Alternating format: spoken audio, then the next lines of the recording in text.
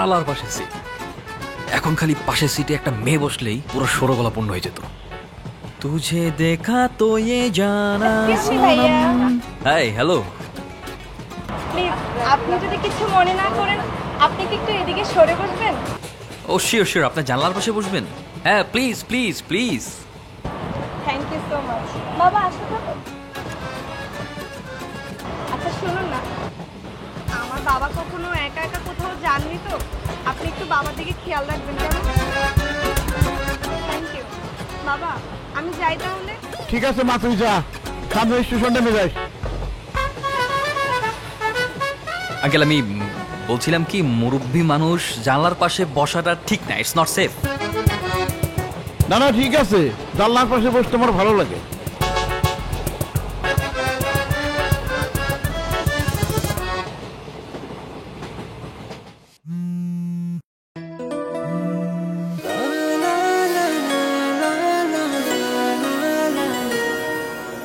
Hello বাবা, ট্রেনে উঠছো? হ্যাঁ ট্রেনে উঠেছি। তুই কিন্তু আমার মোবাইল মোবাইল তো চুরি নিয়ে গেল। মানে কি, আপনার ফোন চুরি হয়ে গেছে? হ্যালো, কি হলো, চুপ করে গেলা কেন? কখন আসবো আমি? Hello hello hello hello hello, কে আপনি? আমি চোর, আজকের পর থেকে আর এই নাম্বারে ফোন দিবেন না। চোর মানে? Hello hello. সরি, দেখছেন কিভাবে কি হয়ে গেল? আমি আপনাকে বারণ করছিলাম জানলার পাশে বসেন না, it's not safe for beginners. তুমি নিশ্চয়ই আমাকে অভিশাপ দিয়েছো তাই না? আঙ্কেল, এত ছোটখাটো বিষয়ে অভিশাপ দিব না। কেন যে কথা শোনেন না? আমার মেয়েটা চিন্তা করবে তো, এই জন্য আমি মেয়েটাকে ফোন করে জানিয়ে দিই যে আমার ফোনটা চুরি হয়ে গেছে। আজকে ঘুম থেকে উঠে কার মুখ দেখেছিলাম আল্লাহ জানে, আমার রোমান্টিক জার্নিটাই পুরো মাটি হয়ে গেল।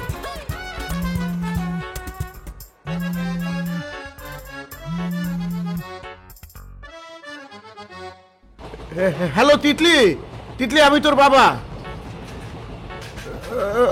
শোন, হয়েছে কি, আমার মোবাইলটা না চুরি হয়ে গেছে। এই নাম্বারটা আমার পাশের সিটে একটা ছেলে আছে, এই ছেলেটার নাম্বার। বাবা ফোন কিভাবে নিল? শোন, তুই 4টার দিকে স্টেশনে চলে আসিস, তখন মোবাইল কিভাবে নিল কি হইলো তোকে পরে বলবো। হ্যাঁ আচ্ছা রাখি। আচ্ছা ঠিক আছে।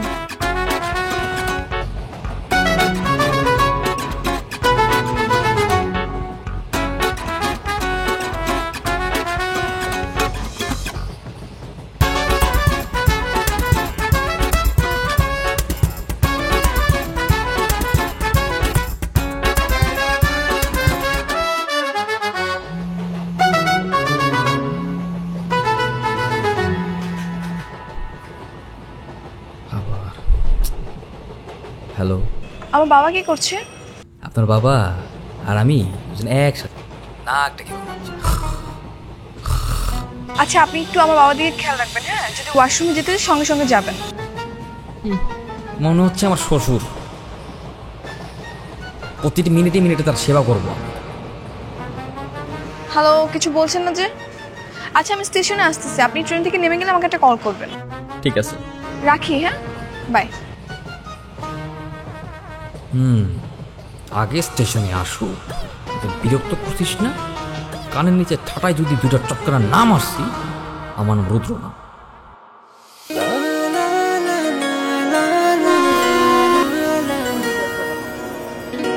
আপনার ব্যাগও আমি নিব।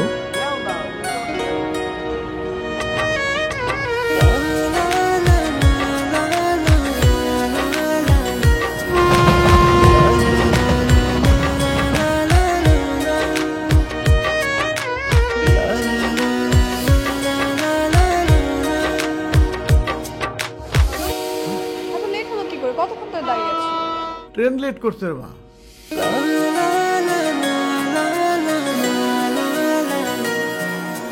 তুমি ফোনটা কি করে হারালে? কিছু কি ঠিক রাখতে পারো না? ফোনটা কিভাবে হারাইলো কি করে বলবো রে মা, হারাই গেলে তো কিছু করার নেই। আচ্ছা যাই হোক, চলো। আজব তো, সামনে একটা ধন্যবাদটুকু দিয়ে গেল না।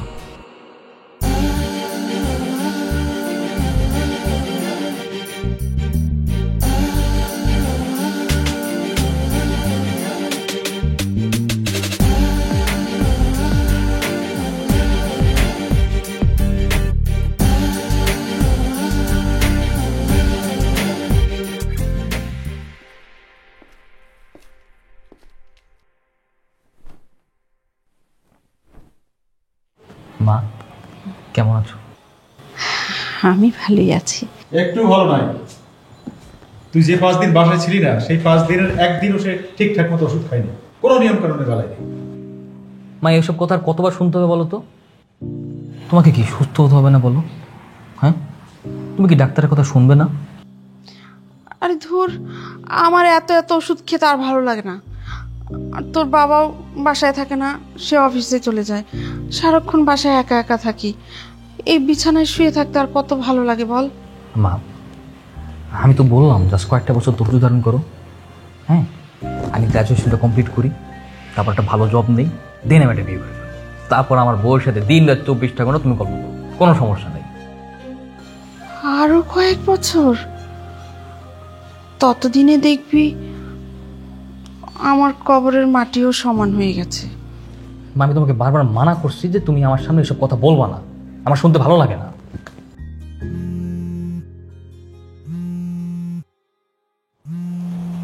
আমি আসতেছি। হ্যালো, আমি তিথি। ওই যে ট্রেনে করে আপনার পাশে বসে আমার বাবা ঢাকায় আসছে খুলনা থেকে, চিনতে পেরেছেন? না চেনার তো কোনো কারণ নেই। এই নাম্বারে আপনি 1.5 ঘন্টায় মোট 17 বার কল করেছিলেন, খুব ভালোভাবে চিনতে পেরেছি। ও বাবা, আপনি কি কাউন্ট করে রেখেছেন নাকি? Silly me. আচ্ছা বাদ দিন, আপনারা ঠিক মতো বাসায় পৌঁছেছেন? হ্যাঁ, একটু আগেই আসলাম। আসলে সরি, হ্যাঁ আপনার সঙ্গে না তখন কথা বলা হয়নি, একটু ধন্যবাদও দেওয়া হয়নি। আমি একটা অন্য টেনশনে ছিলাম তো, তাই কিছু মনে করবেন না প্লিজ। না না, it's okay, I don't mind, আমি কিছু মনে করি না। আর এমনিতেও সুন্দরী মেয়েদের ভুল হলে সেটা মনে রাখতে নেই। কিছু বললেন? কিছু না, এমনি। আচ্ছা ঠিক আছে, ভালো থাকবেন, আল্লাহ হাফিজ। ওকে। তিথি, ছোট্ট নাম, মিষ্টি নাম।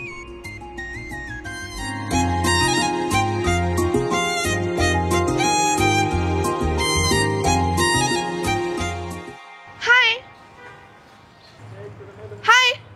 দোস্ত, ওই মেয়েটা তোকে ডাকতেছে, মনে হয় কোনো কিছু বলবে। ও কেমন আছেন?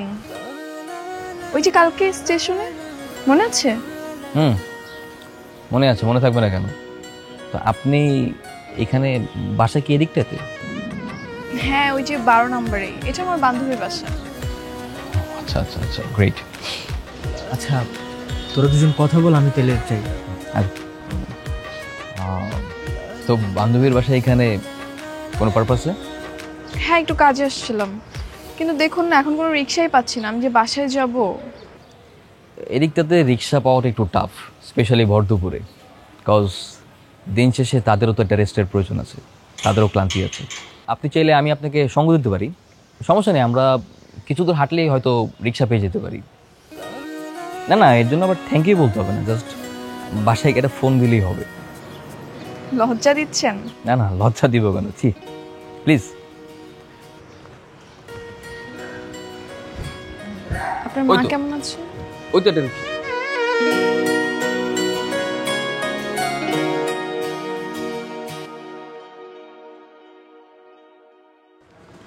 তো আপনি কি করছেন, পড়াশোনা নাকি জব? না না, এখনো জব করা হবে।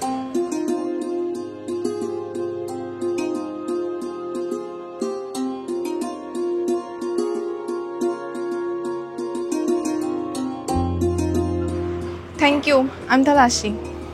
শিট, বাসায় গিয়ে কল পাবার সুযোগটা হাতছাড়া হয়ে গেল। আপনি কি সবসময় সুযোগের সন্ধান খোঁজেন নাকি? সবসময় করি না, যখন নির্দিষ্টভাবে মন থেকে কোনো কিছু চাই সেই সুযোগের অপেক্ষা করি। আমি আসি, বাই। দিদি শুনুন, আঙ্কেল কেমন আছেন? তার কথা জিজ্ঞেস করতে ভুলে গেছি। বাবা ভালো আছে। তিনি কি বাসায় আছেন? বাসায় তো। শিওর, তাহলে তার সাথে দেখা করে যাই, কজ বাসা পর্যন্ত আসলাম, তার সাথে যদি দেখা না করেই যাই ব্যাপারটা কেমন দেখে না, তার সাথে বরং দেখা করেই তারপর যাই। হ্যাঁ, আসছি।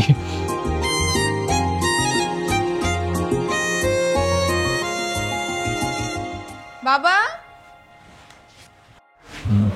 বসুন না। শিওর। বাবা কোথায় তুমি? কিরে মা, ডাকছিস? আসসালামু আলাইকুম। আর ইয়াং ম্যান, হ্যাঁ কি অবস্থা? How are you? I am fine uncle. সিটাও। আঙ্কেল, ওনার সাথে রাস্তাতেই দেখা, বাসার নিচ পর্যন্ত যখন চলে এসেছি ভালো আপনার সঙ্গে দেখা করে যাই। ও ভালো কাজ করেছো। মাতিছি, যা নতুন মেহমান এসছে, নাস্তা পানির ব্যবস্থা কর। না না আঙ্কেল, কোনো দরকার নেই। তিথি আপনি বসুন, কোনো ব্যবস্থা করতে হবে না প্লিজ। অবশ্যই দরকার আছে, আপনি চুপ করে এখানে বসুন। তো ইয়াং ম্যান, তোমার বাবা মা কেমন আছেন? ভালো? আঙ্কেল, আমার বাবা আলহামদুলিল্লাহ ভালো আছেন, বাট মা কিছুটা অসুস্থ। চিকিৎসা করাও, অবহেলা করো না। চিকিৎসা নিয়ে অবহেলা করা মোটেও ঠিক না। তিতির মা যখন মারা যায় আমি অবহেলা করেছি, সিরিয়াসলি নেইনি। সম্ভবত আমার অবহেলার কারণে সে মারা গেছে, তাকে বাঁচাতে পারিনি।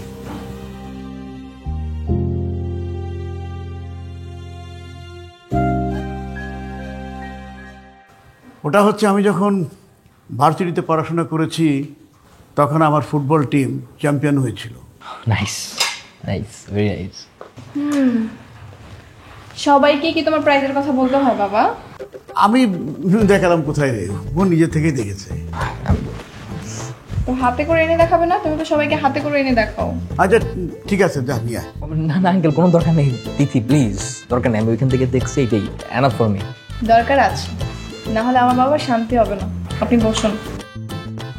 ফাইন, ঠিক আছে। না দেখিয়ে ছাড়বে না।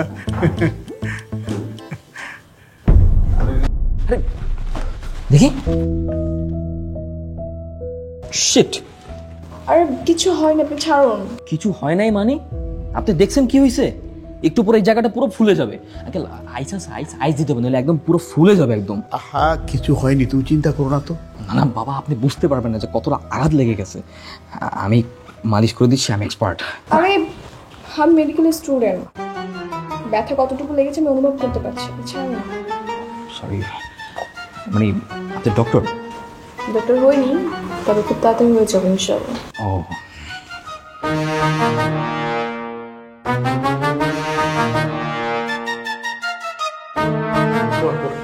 বসুন বসুন আপনি। আপনি ডক্টর, এটা শুনে খুব ভালো লাগলো।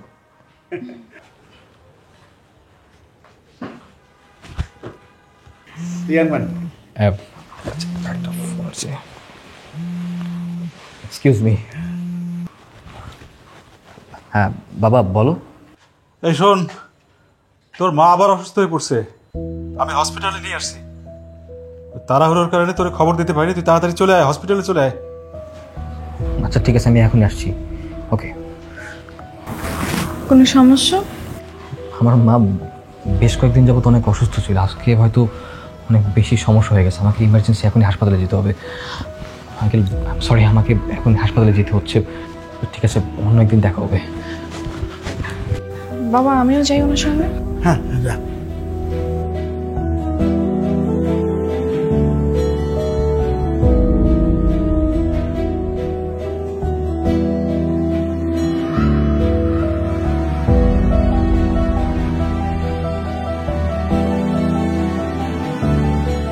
ডক্টর, মায়ের কি অবস্থা, কি দেখলেন?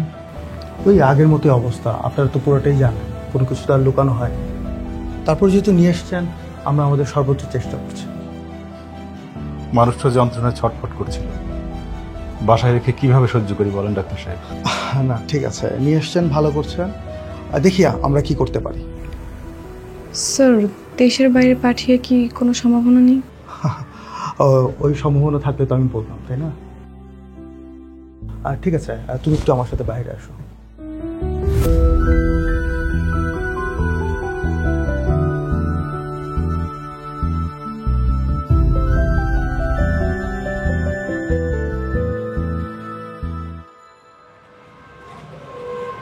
মাকে হয়তো সত্যি সত্যি এবার বাঁচানো যাবে না। মা আমাদের ছেড়ে এইভাবে চলে যাবে, এটা ভাবতেই বুকটা ফিরে যাচ্ছে। ধৈর্য ধরুন স্যার, আমাকে ডেকে নিয়ে তাই বললো। আমার মাটাও চলে গেছে, খুব তাড়াতাড়ি। ভাবলে খুব কষ্ট হয়। আমরা আমরা শুরুতে বুঝতেই পারিনি।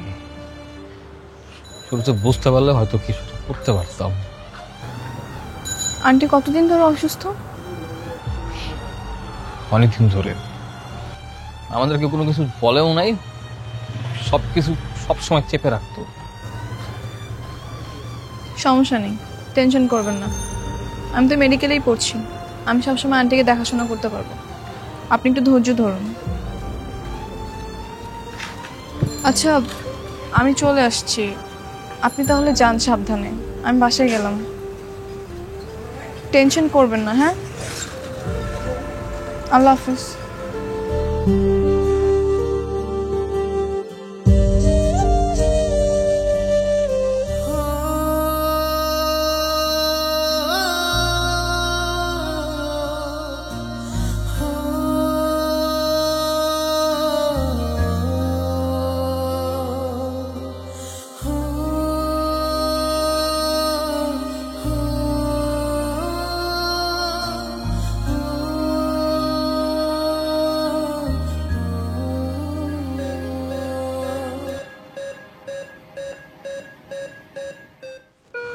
আমার জ্ঞান ফিরছে। আল্লাহ আল্লাহ, আমার মারে সুস্থ করে দাও আল্লাহ। মা, এই যে আমি, মাগো চোখ খোলো। আল্লাহ আল্লাহ আল্লাহ, কষ্ট হয়। বাবা বাবা,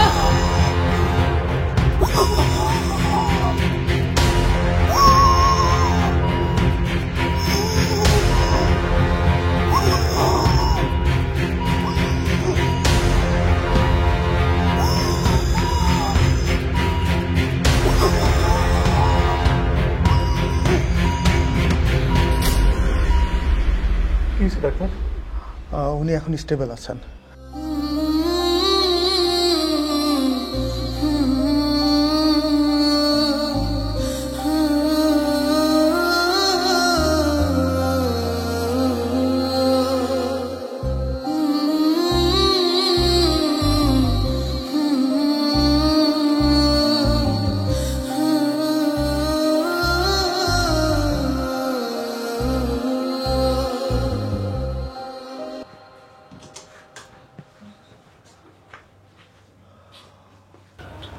দেখুন, আপনাদের কষ্টটা আমি বুঝি, তারপর রোগীর কন্ডিশন আপনাদেরকে ব্রিফ করাটা আমার দায়িত্ব। আইসিইউতে আপনাদের রোগীর অবস্থা কিন্তু ক্রমশই অবনতির দিকে যাচ্ছে, আর এভাবে যদি অবনতি হতে থাকে উনি বরঞ্চ কয়েক ঘন্টা থেকে কয়েকদিন সার্ভাইভ করবেন মাত্র। আচ্ছা, এসব কি বলছেন ডাক্তার সাহেব? আইসিইউতে রেখে চিকিৎসা করা হচ্ছে, তার কোনো উন্নতি হচ্ছে না। দেখুন, ওনার তো ক্যান্সারের লাস্ট স্টেজ, আর এই অবস্থায় আমাদের হাতে যতটুকু ছিল আমরা করেছি, বাকিটা উপর আল্লাহর হাতে। তার মানে মা কি আর থাকবে না? আপনি ভেঙে পড়বেন না, এই অবস্থায় আপনাকে শক্ত থাকতে হবে। আসলে ওনার অবস্থা যেভাবে অবনতির দিকে যাচ্ছে, এক পর্যায়ে হয়তো ওনাকে লাইফ সাপোর্ট দিতে হতে পারে। আর শারীরিক কন্ডিশন বিবেচনায় ওনার ফিরে আসার চান্স একদম নেই বললেই চলে। সেক্ষেত্রে আমি আপনাদেরকে সাজেস্ট করবো, ইটস বেটার আপনারা ওনাকে বাসায় নিয়ে যান। ওনার শেষ সময়টা আপনাদের সাথে, পরিবারের সাথে, আত্মীয় স্বজনের সাথে কাটে। তারপরেও আপনারা ভেবে দেখুন কি করবেন, আমাকে জানাবেন। স্যার যেটা বলছে সেটাই করুন, বাসায় নিয়ে যাও।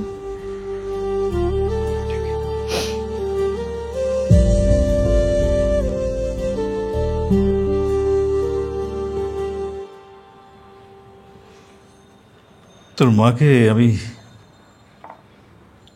অনেক ভালোবাসি। এত বড় একটা রোগ তার শরীরের মধ্যে বাসা বেঁধেছিল, আমি জানতেই পারলাম না। আমাকে তুই ক্ষমা করে দিস। বাবা, তুমি কেন ক্ষমা চাচ্ছ?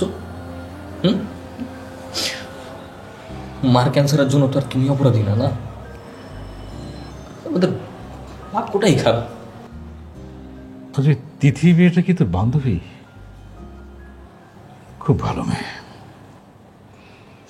ও রান্নার হাত খুব চমৎকার, খুব চমৎকার রান্না করে। তবে তোর মায়ের রান্না বিশ্ব সেরা, তার কোনো তুলনা নেই।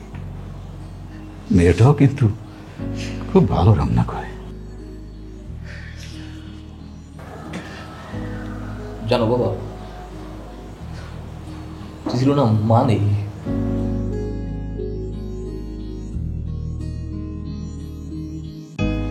এইরকম একটা মেয়ে আমি তোর জন্য বউ করে আনবো। তোর মা হয়তো দেখে যেতে পারবে না, কিন্তু আমি তো আছি। মরার আগে অন্তত ওই তিথির মতো একটা বউ তোর জন্য আমি বাসায় নিয়ে আসবোই। বারবার শুধু মরার কথা বলো কেন? মা তো চলে যাবেই, কারণ তুমি শুরু করছো। তোমরা দুজনে যদি এমন করে, আমি কই যাবো? হ্যাঁ, আমি এতিম হয়ে যাবো না? এটা বুঝো না আমার কেমন লাগে? রাগ করিস না বাবা, রাগ করিস না। মৃত্যু যখন আসে তখন তাকে ঠেকানো যায় না। আচ্ছা ঠিক আছে, আমি আর মরার কথা বলবো না। এই শোন, তুই কিন্তু ওই কাল সকাল সকাল উঠে হসপিটালে যাবি, ওখান থেকে তো মাকে রিলিজ করে নিয়ে আসবি, এবং আনার পরে আমরা সবাই মিলে গ্রামের বাড়িতে চলে যাবো। গ্রামের বাড়িতে কেন? হ্যাঁ, ওর শেষ কয়টা দিন এখানেই কাটাক। এই ধুলোবালি পাথরের শহর, কাজ ঘেরা হসপিটাল, না এর মধ্যে আর আমি রাখবো না। আমি এখানে ওকে রাখতে চাই না। ঠিক আছে, কটা দিন আমি কেমন করে বাঁচবো? কি করে বাঁচবো আমি? বড় কষ্ট হবে রুদ্র, বড় কষ্ট হবে। তোর মা সবসময় কি বলতো জানিস? সে আমার আগে মরতে চায়। আমি তাকে বলেছি, দেখো তুমি আমার চেয়ে 11 বছরের ছোট, কিভাবে তুমি আমার আগে মরবে? সে আমাকে উত্তর দিত, দেখো মৃত্যু কখনো সময় ধরে আসে না, শেষ পর্যন্ত বিধাতা তোর মায়ের কথাই শুনলো। এত অল্প বয়সে তোকে আমাকে ছেড়ে সে পৃথিবী ছেড়ে চলে যাবে, আমি তো ভাবতেই পারছি না।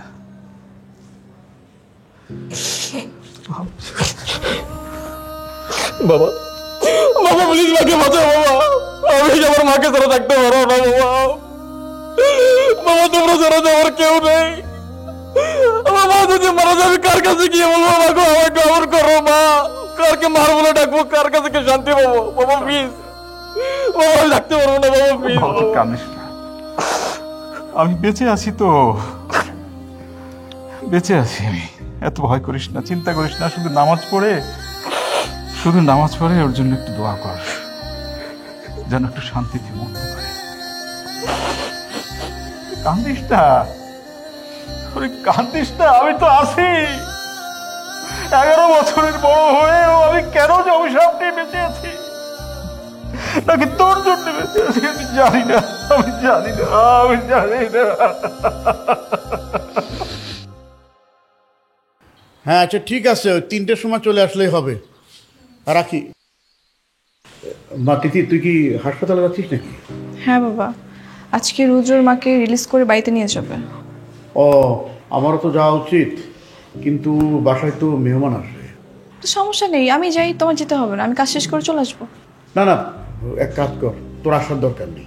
এদিকে আমি মেহমান সামলিয়ে তোকে বরঞ্চ হাসপাতালে আনতে যাব। তাও হয়, ঠিক আছে।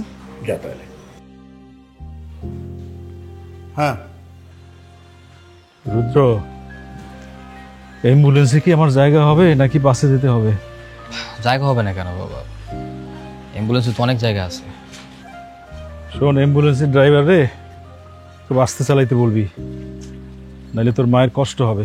আঙ্কেল, ওনাকে সব কিছুই বলা আছে। আসসালামু আলাইকুম আঙ্কেল। ওয়ালাইকুম সালাম। কেমন আছেন? এই তো আছি বাবা। ঠিক আছে, তোমার আব্বাকে বলো আমার ঝামেলাটা শেষ হলে আমি ওনার সাথে দেখা করবো। আচ্ছা ঠিক আছে, আসসালামু আলাইকুম।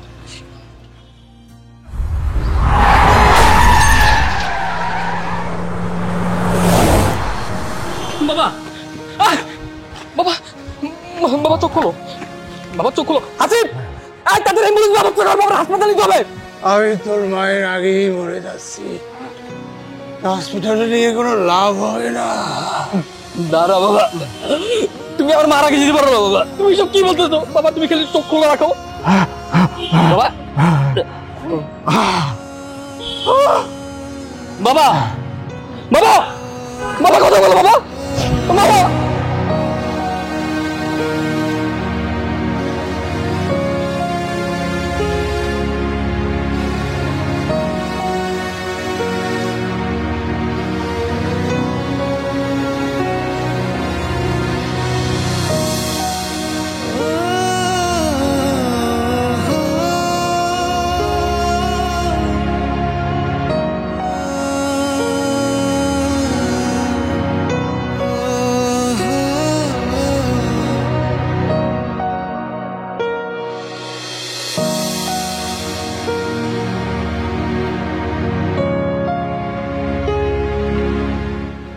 চলো রুদ্র, আর দেরি করা ঠিক হবে না। আমি কিভাবে ভেতরে যাব? আমার যে পুরো কলিজা ফিরে যাচ্ছে, আমি বুঝতে পারবো না, আমি পারবো না।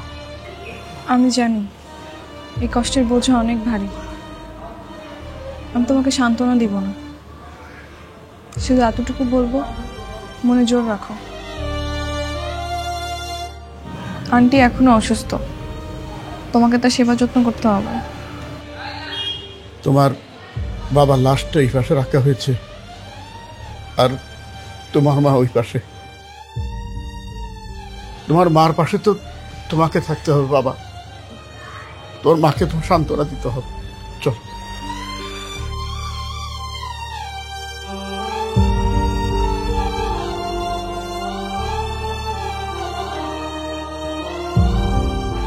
বাবাজি, তোমাদের সাথে আমাদের যাওয়া উচিত ছিল, ইচ্ছা থাকলে উপায় নেই। হঠাৎ করে তিথির বিয়ের ডেটটা পড়ে গেল।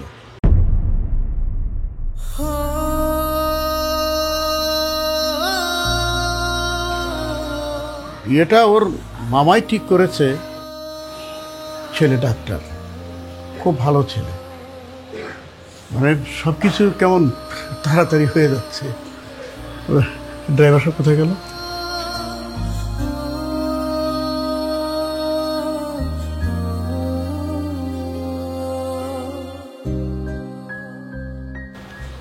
তিথি,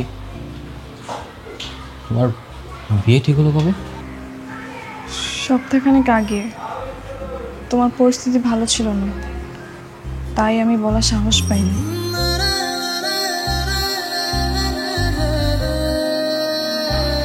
তিথি, ভালো থেকো, আমার জন্য দোয়া করো।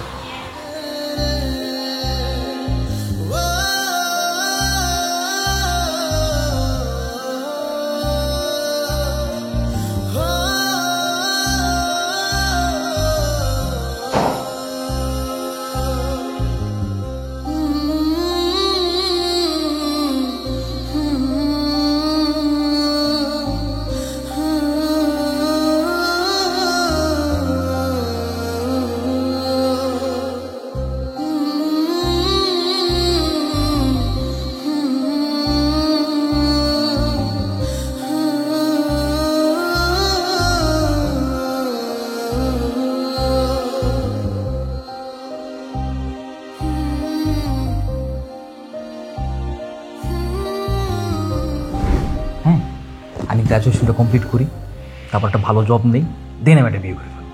তারপর আমার বউয়ের সাথে দিন রাত 24টা ঘন্টা তুমি গল্প করো, কোনো সমস্যা নেই। আরো কয়েক বছর?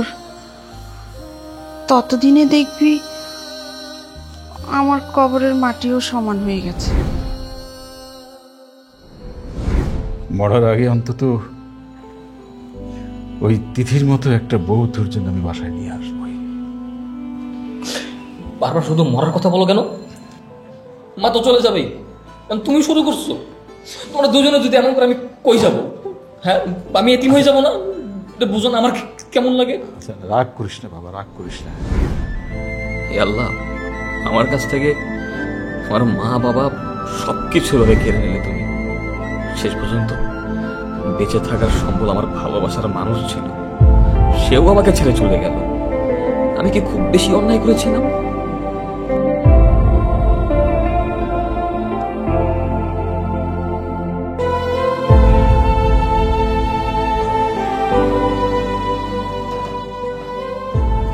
আসসালামু আলাইকুম। বাবা, তুমি রোদ্রু না? জি হুজুর। কদিন ধরে দেখছি তুমি মন খারাপ করে এদিক সেদিক বসে থাকো। তোমার বাবা মা মৃত্যুর পরে তুমি খুব ভেঙে পড়েছো। তুমি স্বাভাবিক হতে চেষ্টা করো বাবা। যে সন্তান অতি অল্প সময় তার বাবা মাকে হারায়, তার জীবন আর কিভাবে চলবে হুজুর? দেখো, আমাদের নবী করিম সাল্লাল্লাহু আলাইহি ওয়াসাল্লাম ওনার কিন্তু জন্মের আগে ওর বাবাকে হারিয়েছে, এর 5 বছর পরে ওনার মাকে হারিয়েছে। আসলে জন্ম মৃত্যু এটা আল্লাহর হাতে। আল্লাহ পাক আমাদেরকে পাঠিয়েছেন, আবার আল্লাহ পাককে আমাদের নিয়ে যাবেন। এই কঠিন সিদ্ধান্ত আমাদের মানতে হবে। নিজেকে এভাবে আর কষ্ট না দিয়ে স্বাভাবিক হতে চেষ্টা করো বাবা। জি হুজুর, তবে আমার জন্য দোয়া করবেন। আল্লাহ তোমার মঙ্গল করুক বাবা। আর তোমার বাবার জন্য 5 ওয়াক্ত নামাজ পড়ে দোয়া করো। আমরাও মুসল্লিরা তোমার বাবার কথা অনেক স্মরণ হয় বাবা। তোমার বাবা পায়ে আইসা আমাদের কাছে আসতো বাবা।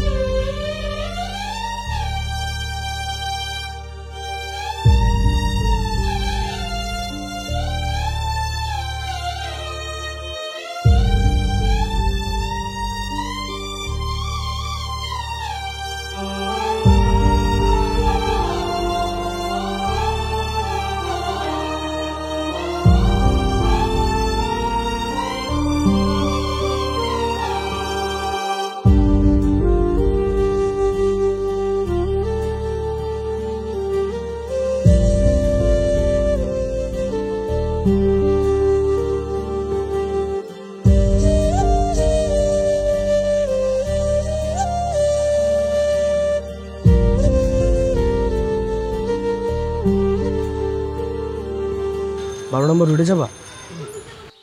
চলো, ভাড়া কত?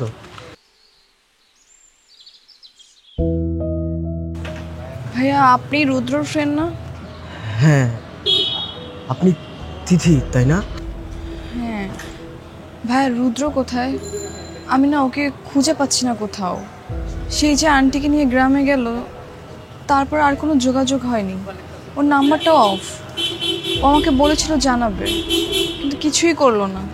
প্রায় কয়েক বছরই তো হয়ে যাচ্ছে, আমি ওর কোনো খোঁজ পাচ্ছি না। সেই যে বাবা মারা যাওয়ার 1 মাস পর এসেছিল, তারপর থেকে ওর আর কোনো খোঁজই পাইনি। ওর নাম্বারটা তো বন্ধ। যোগাযোগ করার কি কোনো ব্যবস্থা নেই? সত্যি বলতে রুদ্র আপনাকে অনেক বেশি ভালোবাসত। হুট করে ওর মার অসুস্থতার কারণে এই কথাটা বলতে গিয়েও আপনাকে বলতে পারে না, সেরকম পরিস্থিতি হয়ে ওঠেনি। আঙ্কেল আন্টির শেষ বিদায়ের সময় তো আপনার বিয়ে হয়ে গেল, হয়তোবা সেই কষ্টে দূরে কোথাও হারিয়ে গিয়েছে।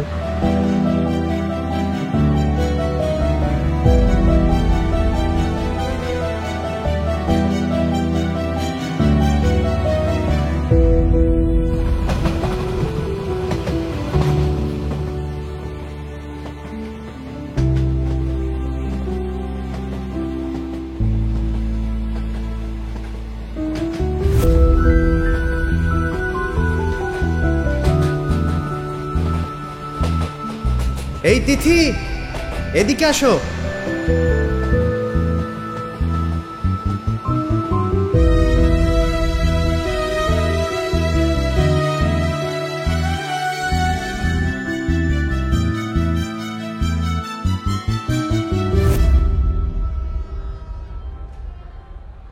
তিথি, কেমন আছো?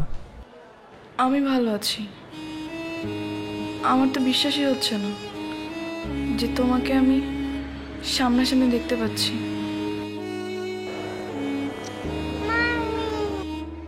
তোমার মেয়ে না? মাশাআল্লাহ, খুব সুন্দর, একদম পুরো তোমার মতো হয়েছে। হাজবেন্ড একদম পুরো পিওর জেন্টলম্যান। তিথি, কে ইনি? ফ্রেন্ড, তিথির অনেক আগের বন্ধু। দুলাভাই, এই সেই রুদ্র। কি ব্যাপার, তোমরা এখনো এখানে দাঁড়িয়ে আছো? ট্রেন এখনো আসেনি? না, ট্রেন আসতে মনে হয় একটু টাইম লাগবে। আসো মামা। আপনাকে খুব চেনা চেনা মনে হচ্ছে। আরে চেনা চেনা তো লাগবেই। ও হচ্ছে তিথি সেই না বলো ভালোবাসা, যার জন্য তিথি বিয়েটাই ভেঙে দিয়েছিল। ও আচ্ছা, আপনি সে? তিথির তাহলে বিয়ে হয়নি? না, হয়নি। চলো না, বাবুর জন্য কিছু খাবার নিচ্ছি।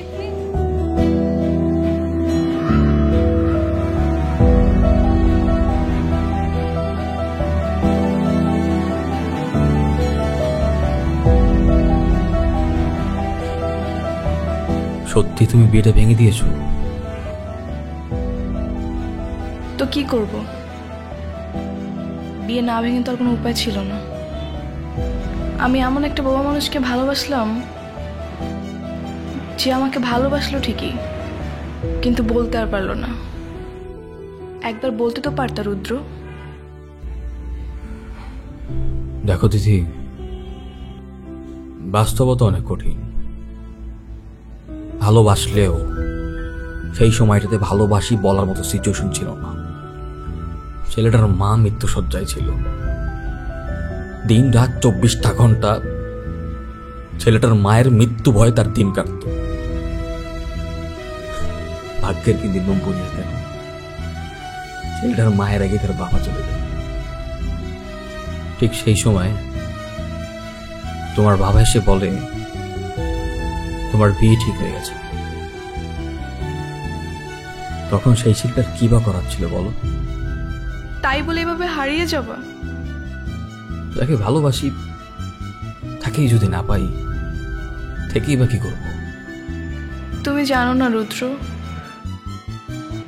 তুমি হারিয়ে যাওয়ার পর আমি তোমাকে প্রত্যেকটা সেকেন্ড, প্রত্যেকটা মিনিট কতটা মিস করেছি। তোমার কি একবার ওই তিথির কথা মনে পড়েনি? আমি হয়তো তোমাকে বলতে পারিনি, কিন্তু আমার একটা আত্মবিশ্বাস ছিল যে কোনো না কোনো দিন আমি তোমাকে পেয়ে যাব। আর সেই জন্য আমি এখনো বিয়েই করিনি।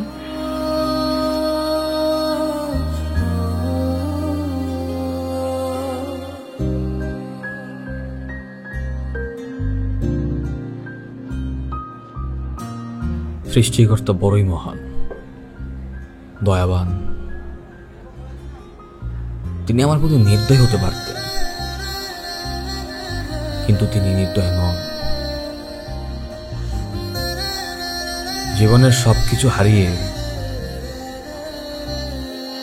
ছেলেটা যখন সৃষ্টিকর্তার কাছে বারবার মুক্তি চাইত, অতঃপর সৃষ্টিকর্তা তার ডাক শুনেছে। দেখো, আমার জীবনের সবকিছু সৃষ্টিকর্তা কেড়ে নিলেও বেঁচে থাকার জন্য আমার ভালোবাসার মানুষকে তিনি আবার ফিরিয়ে দিয়েছেন।